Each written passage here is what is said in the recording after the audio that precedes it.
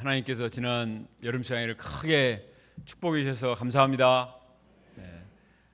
우리 여름 수양회를 축복하신 것처럼 선교지의 수양회도 크게 축복하시고 또 우리 세들의 수양회도 넘치도록 축복하셔서 하나님의 영광이 나타나게 하시리라 믿습니다. 어제 우리나라에 드디어 올림픽 금메달이 나왔습니다.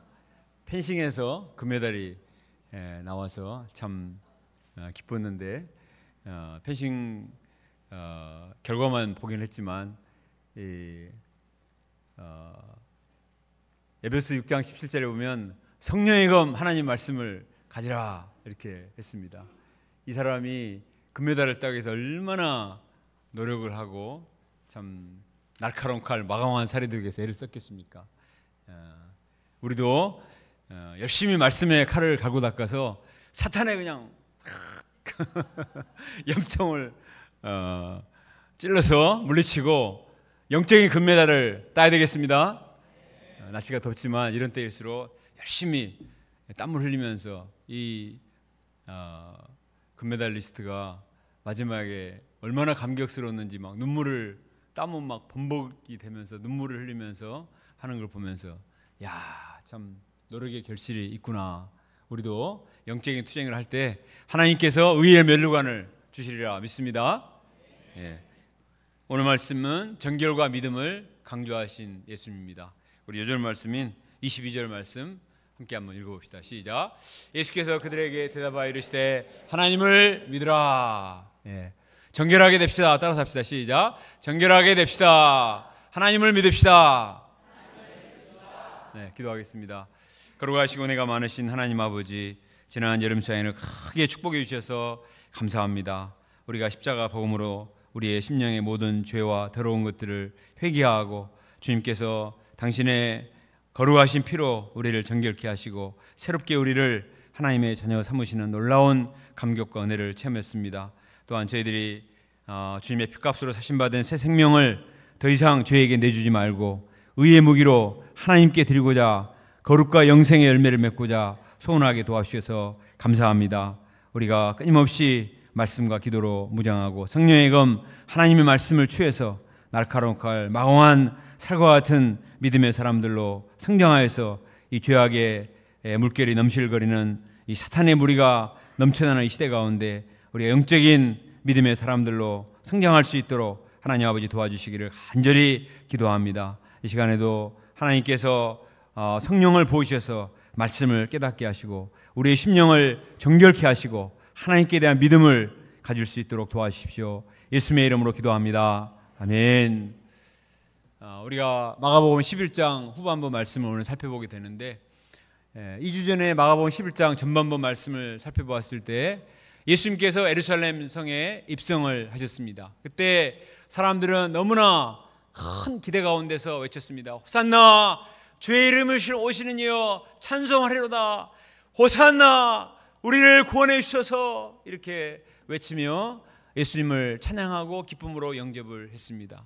이스라엘 백성들은 로마 압제에 시달렸고 너무나 가난했기 때문에 예수님이 오셔서 그들을 부강하게, 그들을 윤택하게, 그들을 세계 최강의 나라로 만들어주시기를 기대하는 그런 정치적이고 경제적인 간절한 갈구가 있었습니다. 그들의 호산나 외치는 그들의 갈구는 정말 피맺힌 그들의 그 마음의 절규였습니다. 인간적으로 생각하면 이들이 얼마나 불쌍합니까? 그래서 이들에게 많은 물질도 주시고 또 그들에게 정말 경제적인, 물질적인, 정치적인 자유도 주셔서 그들을 정말 풍요롭게 해주시면 얼마나 좋겠습니까? 그런데 오늘 말씀에 보면 예수님의 헤롯궁에 들어가셔서 헤롯을 쫓아내시고 왕이 되어서 새로운 나라를 건설하신 것이 아니고 예루살렘 성전에 들어가셔서 성전에서 장사하는 자들을 막 뒤집어 엎으시고 타락한 성전을 정결케 하셨습니다. 백성들은 부요와 풍요를 기대했는데 예수님은 그걸 주신 것이 아니라 오히려 그들의 내면을 정결케 하시기 위해서 책망하시고 그들의 내면의 죄와 싸우셨습니다. 예수님의 제자들은 예루살렘에 올라가면 자기들에게 한 자리 줄 것을 기대하면서 꿈에 부풀었는데 예수님은 그런 기대를 부응하지 않으시고 하나님을 믿으라, 하나님을 믿도록 강조하셨습니다. 사람들은 자기의 내면은 전혀 변화되지 않으면서 그냥 화려함과 영광과 풍요로운 것을 다 채워주시기를 원합니다. 그러나 하나님은 우리를 정말 사랑하시기 때문에 우리의 내면이 전혀 변화되지 않으면서 그냥 풍요롭게 되고 또 세상 영광을 가지면 오히려 타락하고 위험하기 때문에 우리의 마음에 정말 정결함과 하나님께 대한 순수한 믿음, 절대적인 믿음을 갖도록 촉구하시는 것입니다. 오늘 말씀을 통해서 우리의 내면도 한번 점검해보고 우리 마음이 정말 하나님의 영이 임할 수 있는 정결한 성전이 될 수 있도록 간절히 기도해야 되겠습니다. 또 모든 인간적인 생각을 내려놓고 하나님께 대한 믿음, 하나님께 대한 순수하고 절대적인 믿음을 소유해서 하나님을 기쁘시게 하고 살아계신 하나님의 능력을 체험할 수 있기를 간절히 기도합니다. 12절을 보겠습니다. 12절에 보면 예수님께서 베다니에서 나오실 때 몹시 시장하셨습니다. 그래서 멀리서 보니까 한 무화과 나무가 있는데 무화과 나무가 굉장히 이파리가 많았습니다. 그래서 야, 이파리가 많으니까 무화과 열매가 맺혔겠지. 여러분 무화과 보셨습니까? 먹어보셨나요? 무화과 참 맛있잖아요. 배가 고프니까 무화과를 기대하면서 가까이 가보셨습니다.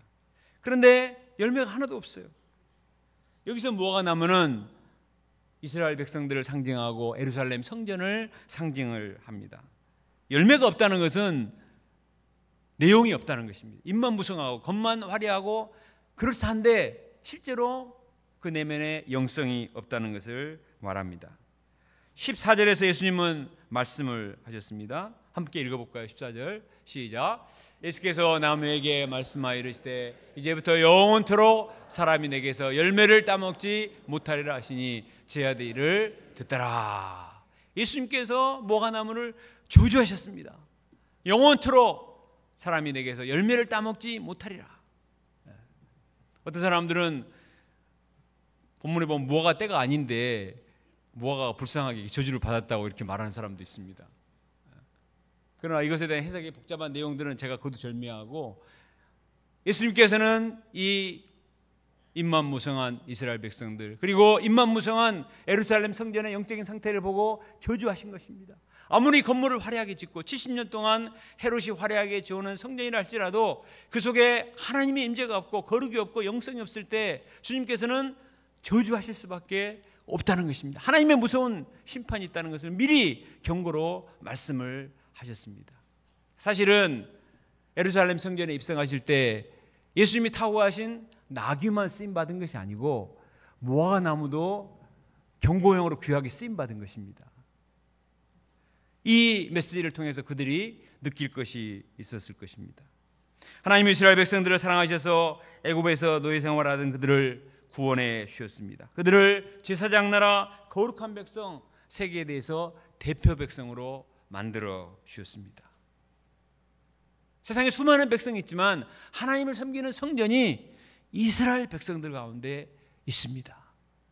그들에게 십계명을 주셨고 그들이 가장 하나님을 가까이 섬기고 하나님을 예배할 수 있는 큰 특권과 축복을 주셨습니다. 그 성전에서 하나님께 예배드리며 교제하며 하나님의 임재를 체험하는 놀라운 특권이 주어진 것입니다. 그들은 이 하나님의 은혜를 정말 감사함으로 두렵고 떨림으로 감당을 해야 했습니다. 그러나 그들은 하나님께 마음을 들이지 않았습니다. 겉으로만 하나님을 잘 섬기는 것 같았지 실상은 물질과 쾌락의 우상을 섬겼습니다. 특히 성전에서 일하는 종교 지도자들은 하나님께 대한 열심이 없었습니다. 자신들의 교권을 유지하고 물질적인 특권을 누리는 데만 관심이 있었지 영적인 투쟁을 하지 않으니까 영적인 열매가 없었던 것입니다. 예수님께서는 이 사건을 통해서 그들의 영성을 신랄하게 책망하시고 회개를 촉구하신 것입니다. 우리도 순간순간 우리의 내면을 스스로 점검해 봐야 합니다. 사람의 눈으로는 그 사람의 내면을 알 수가 없어요. 우리 인간의 눈은 한계가 있기 때문에 겉모양만 그 사람이 멋있고 그 사람이 타이틀이 있고 대단하면 훌륭한 사람이고 또 직분을 가지고 있으면 신앙생활도 잘하겠지 이렇게 생각을 하지만 그러나 주님은 실상 불꽃 같은 눈으로 우리의 심령을 감찰하시기 때문에 하나님의 말씀 앞에 우리의 내면을 들춰보고 잎사귀만이 아니라 하나님이 보시는 성령의 열매가 내 안에서 맺혀지고 있는가, 냉철하게 우리 스스로를 살펴보고 다른 사람 비난할 것이 아니라 우리 내면의 죄에 대해서 분노하고 죄악된 것들이 있다면 회개하고 성령의 열매를 맺고자 힘을 써야 되겠습니다. 하나님께서 지난 여름 수양을 통해서 큰 은혜를 주시고 마지막 강의를 통해서 우리는 거룩과 영생의 열매를 맺기 위해서 우리 자신을 의의 무기로 하나님께 드리고자 결단하는 소감을 썼습니다. 우리가 결단한 대로 정말 우리 자신을 하나님이 기뻐하시는 의의 무기로 하나님께 드리기를 힘을 써서 하나님이 기뻐하시는 성령의 열매를 주렁주렁 맺어서 우리도 기쁘고 또 세상 가운데도 선한 영향력을 미치고 하나님 눈에게도 기쁨이 되는 그런 열매 있는 삶을 살 수 있기를 간절히 기도합니다. 요즘 날씨가 너무 덥지 않습니까? 우리는 너무 고통스럽죠. 그래서 선선한 여름 없나 이런 생각을 할 수가 있습니다. 그럼 한번 생각해 보세요. 여름이 선선해 버린다. 그럼 우리는 당장 좋을지 모르지만 곡식이 익지 않습니다. 선선한 여름을 지나고 나면 냉해 때문에 과일들이 맛이 없고 곡식들이 물이 익지 않아서 가을에 곡식과 과일을 기대할 수가 없는 것입니다. 고통스럽지만 이 더운 날씨가 반드시 필요하듯이 영적인 열매도 마찬가지예요. 하나님이 기뻐하시는 정말 영적인 열매를 맺기 위해서는 반드시 자기 부인과 자기 십자가의 고난의 과정을 거쳐야 되는 것입니다. 이번 여름 수양회가 은혜가 있었던 것은 우리가 수양회를 준비하면서 많은 수고하고 땀을 흘리고 기도하고 헌신의 그 고난이 있었기 때문에 하나님께서 어느 때보다 이번 수양회에 큰 감동과 울림이 있는 은혜의 수양회가 되게 하신 줄로 믿습니다. 특별히 말씀을 맡은 메신저들은 바쁜 직장 생활 속에서도 밤을 새워서 메시지를 준비하고 수없이 다시 쓰고 리허설을 하고 또 리허설을 했습니다.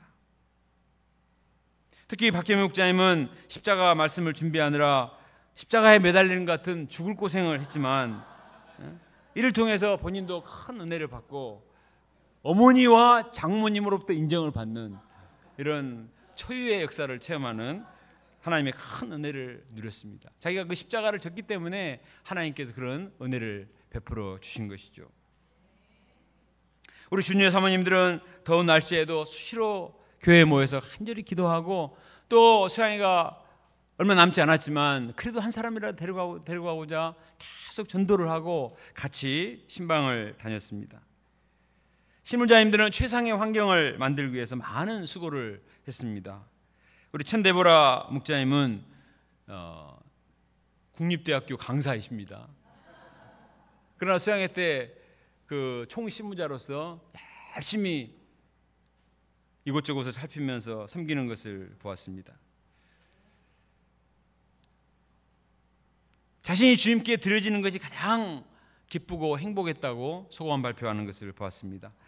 명색이 대학 강사인데 내가 이런 허드렛 일까지 해야 되는가 이렇게 그냥 억지로 찡그리면서 다시는 하나 보자 막 이렇게 이를 갈면서 하는 게 아니라 아주 그냥 얼굴이 기쁨으로 충만해서 대학 4학년처럼 얼굴이 맞죠? 예. 하나님께 진심을 드리면 물론 고생스럽습니다. 그러나 기쁨이 있는 거예요.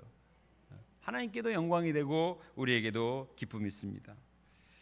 이제 수양회는 끝났지만 우리가 영적인 투쟁이 끝난 것은 아닙니다. 우리가 하나님이 기뻐하시는 영적인 열매를 얻기 위해서 부단한 영적인 투쟁을 감당할 수 있기를 간절히 기도합니다. 우리가 영적인 긴장을 풀어버리면 사탄이 우는 사자같이 두루다니며 삼킬 자를 찾고 결국은 우리를 집어삼키게 됩니다. 우리가 그토록 영적인 투쟁을 해서 참 말씀의 은혜를 받았는데 이 은혜를 간직하고 더 영적으로 투쟁해서 하나님이 기뻐하시는 열매를 맺을 수 있기를 간절히 기도합니다. 15절을 보겠습니다. 예수님이 이제 성전으로 들어가셨죠. 거기서 무엇을 하셨습니까?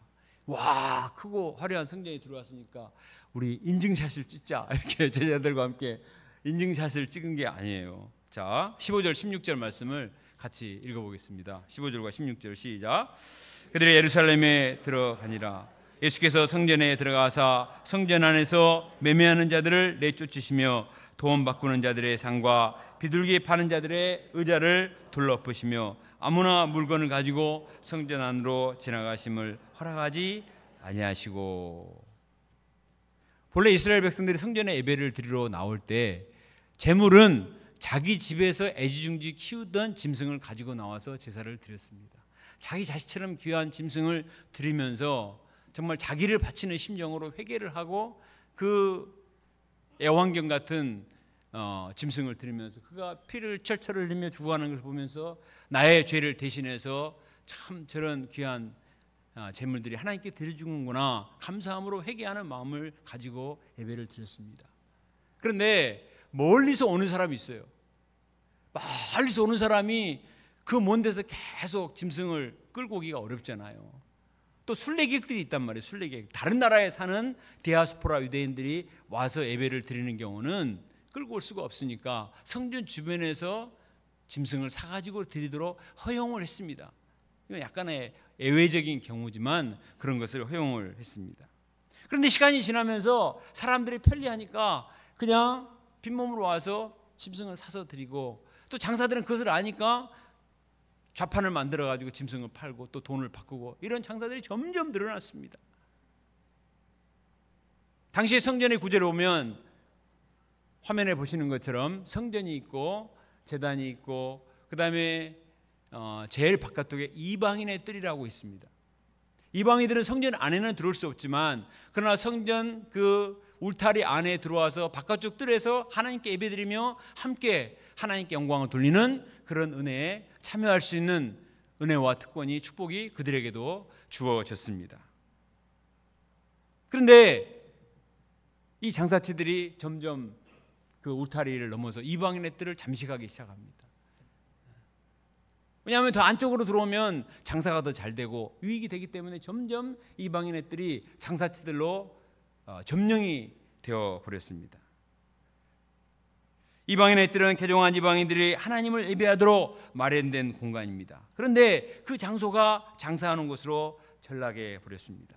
거룩한 하나님의 성전이 신장 바닥이 되어버렸습니다. 종교 지도자들이 막아야죠. 이곳은 이방인들의 예배드리는 곳이니까 밖으로 나가세요 이렇게 해야 되는데, 장사들이 또 종교 지도자에게 뒷돈을 주면서 이 일을 했기 때문에 암묵적으로 같이 거래를 한 것입니다. 이를 보신 예수님은 분노를 하셨습니다. 성전에서 매매하는 자들을 다 쫓아내셨습니다. 모든 상을 그냥 다 뒤집어 엎으시고 전부 내보내시고 다시는 성전에서 물건을 가지고 지나다니지 못하도록 하셨습니다. 성전은 하나님께 예배드리는 거룩한 것이기 때문에 거룩한 것으로 지켜지도록 하신 것입니다. 기록된 바 내 집은 만민이 기도하는 집이라 칭함을 받으라고 하지 아니하느냐. 너희는 강도의 소굴을 만들었도다. 하나님의 택한 백성 이스라엘 백성들 뿐만 아니라 개종한 이방인들도 얼마든지 하나님을 섬기며 하나님의 축복을 받을 수 있는 하나님의 성전으로 거룩하게 확보가 돼야 되는데, 그것이 탐심의 소굴, 강도의 소굴이 되어버렸다는 것입니다. 하나님의 영광의 상징인 성전이 하나님의 영광을 강탈하고 물질적인 거래를 하는 이 시장바닥으로 전락했기 때문에, 근데 누구도 그것을 지적하는 사람이 없었는데 예수님이 분노하셔서 다 쫓아내시고 거룩한 하나님의 성전의 본래 기능을 회복하도록 촉구를 하신 것입니다. 이 말씀이 오늘날 우리에게는 어떻게 적용이 될까요? 자, 고린도전서 3장 16절 17절 말씀을 같이 한번 읽어보겠습니다. 시작. 너희는 너희가 하나님의 성전인 것과 하나님의 성령이 너희 안에 것을 알지 못하느냐. 누구든지 하나님의 성전을 더럽히면 하나님이 그 사람을 멸하시리라. 하나님의 성전은 거룩하니 너희도 그러하니라. 신약시대 우리 신자들은 걸어다니는 하나님의 성전과 같습니다. 구약시대는 성전이 하나밖에 없었지만, 그러나 예수님이 새 성전이 되셨고 예수님을 믿는 사람들은 이제 예수님의 영이 우리 안에 들어와서 우리가 걸어다니는 하나님의 성전이 된 것입니다. 그래서 고린도전서 3장 16, 17절 말씀처럼 성령이 너희 안에 거하시는 것을 알지 못하느냐. 예루살렘 성전이 거룩하게 보존되어 될 것처럼 우리 각자는 거룩하신 하나님의 말씀이 충만해야 합니다. 하나님께 대한 회개와 하나님께 대한 거룩한 열정이 충만해야 합니다. 세상의 여러 가지 물질과 욕심과 이생의 자랑과 정욕과 물질과 탐심과 이런 것들이 가득한 세상 시장 바닥같이 더럽혀져서는 안 된다는 것입니다. 우리는 만민의 기도하는 집, 세상 만민의 구원을 위해서 기도하고 세계 선교를 위해서 기도하고 캠퍼스 영혼들을 위해서 기도하고 우리 동역자들을 위해서 기도하고 자녀들을 위해서 기도하고 나의 영성을 위해서 기도하는 집이 돼야 되는데, 성전은 기도하는 소리로 가득 차야 되는데 기도 소리는 없고 맨 그냥 누나 코인 수양에 됐던 것처럼 이런 인간적인 욕심과 이런 것들로 가득하면 하나님이 정말 멸하실 것이다, 이렇게 주님께서 말씀하고 계십니다. 우리는 두렵고 떨림으로 우리의 내면을 정말 냉철하게 점검해보고 정말 이 말씀을 준비하면서 두렵더라고요. 주님이 정말 내 마음의 성전에 들어오셔서 내 마음을 다 그냥 펼쳐보신다면 얼마나 부끄러운가. 주님이 분노하시기 전에 내가 먼저 분노를 해야 돼요.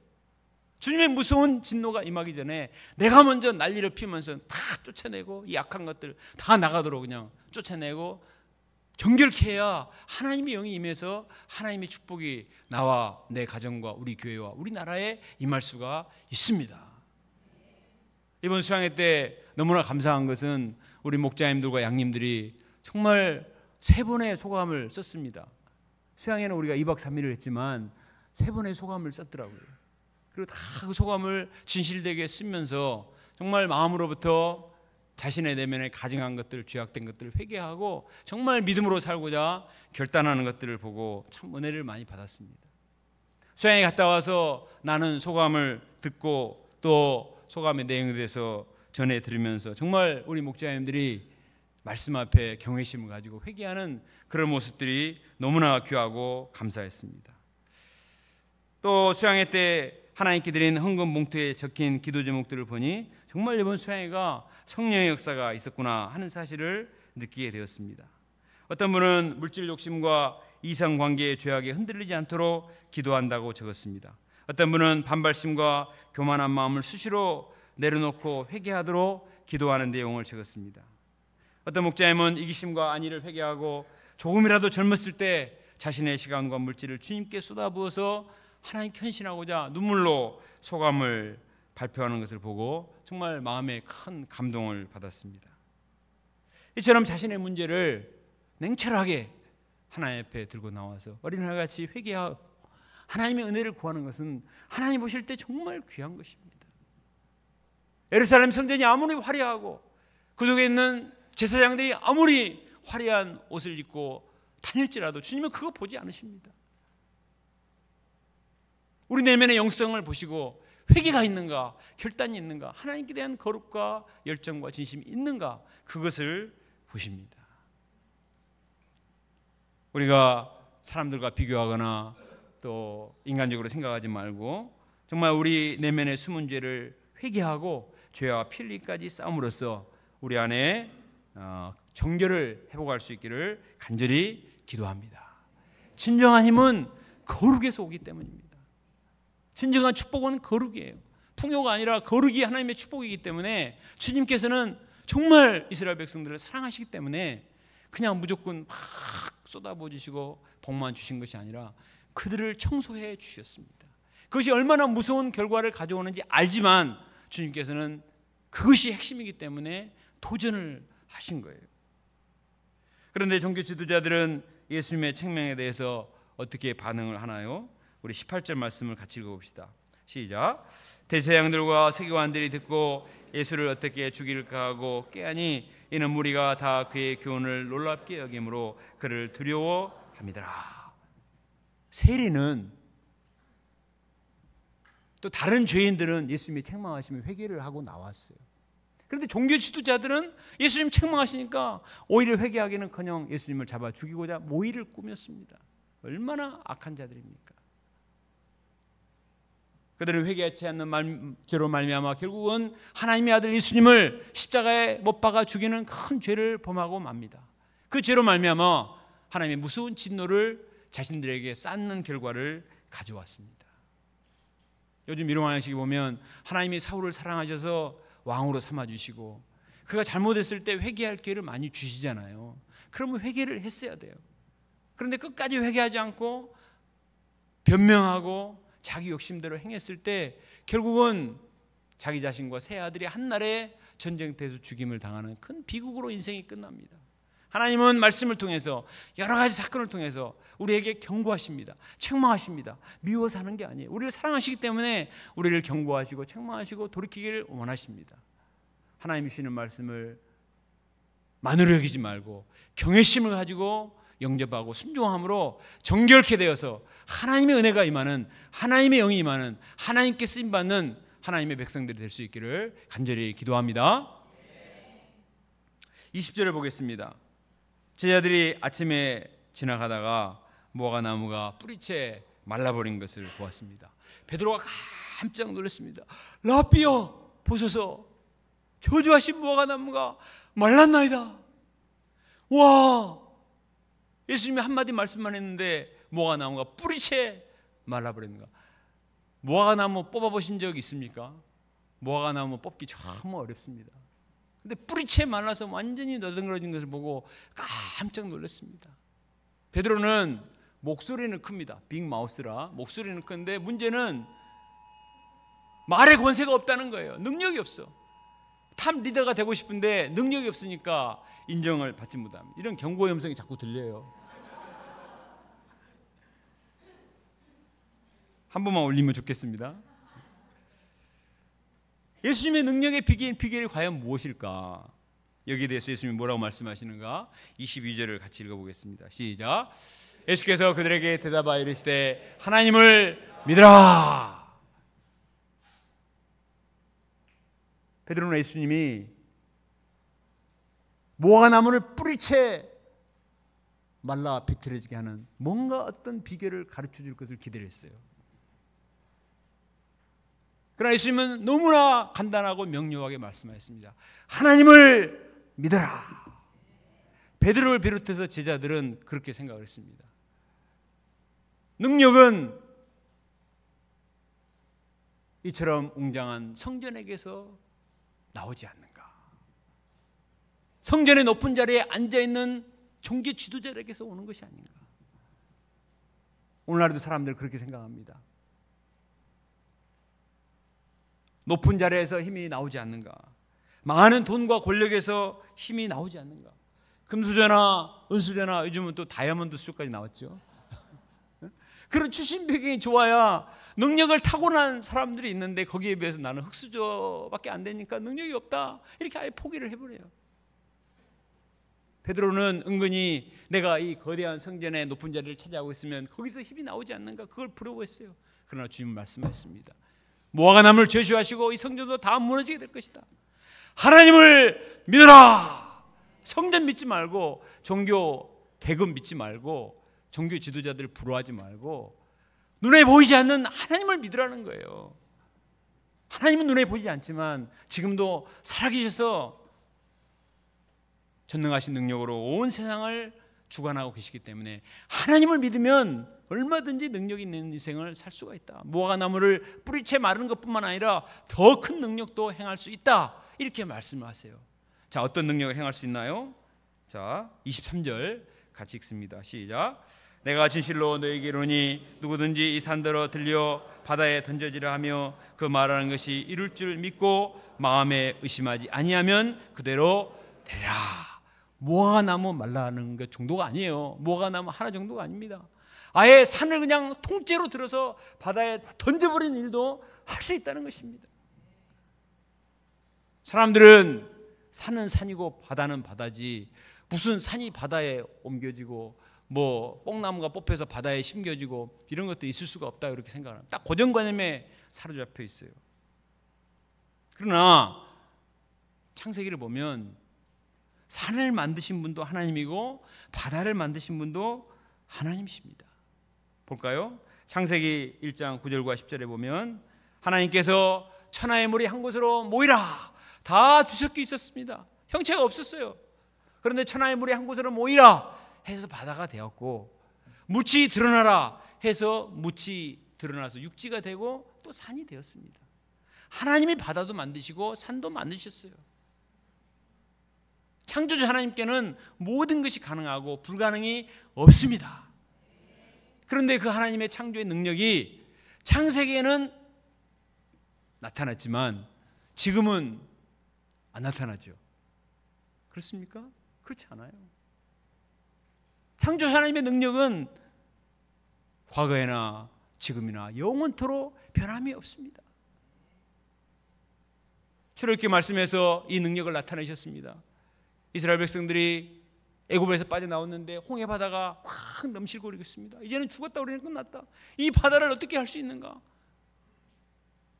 그런데 주님께서는 모세를 통해서 이 바다에 손을 내밀라 말씀하셨습니다. 모세가 순종해서 바다에 손을 내미니까 홍해 바다에 쫙 길이 열리고 이스라엘 백성들이 마른 땅같이 홍해 바다를 건넜습니다.